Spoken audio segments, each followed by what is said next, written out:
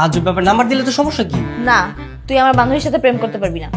ঠিক আছে, তোর কিচ্ছু দিতে হবে না, আমি নাম্বারটা নিজে ম্যানেজ করে নিব। তুই আমার বান্ধবী থেকে দূরে থাকবি। তোর বান্ধবীতে কি হয়েছে? আমি পছন্দ করছি না?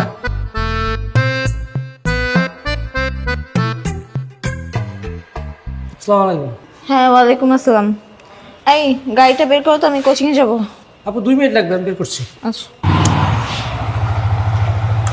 এই চল। চল মানে? গাড়ি তো বের করতেছে, আমি কোচিং এ যাবো তো। গাড়ি লাগবে না, চল, আমি নামিয়ে দিচ্ছি।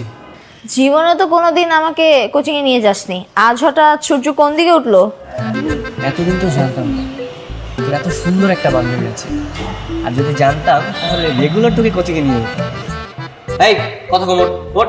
আর আমি তোর কোচিং এর ওদিকে যাচ্ছিলাম, ভাবলাম তোকেও নামিয়ে দিয়ে এসি, আর ঠিক মতো পড়ালেখা করছিস কিনা সেটা আমার দেখতে হবে না? আমি তো তোর বড় ভাই, আমার তো একটা দায়িত্ব আছে। চল চল চল, সময় নষ্ট করিস না, চল তাড়াতাড়ি চল। ঠিক আছে। আচ্ছা, তোমার বেরোতে হবে না, হ্যাঁ, আমি নিয়ে যাচ্ছি।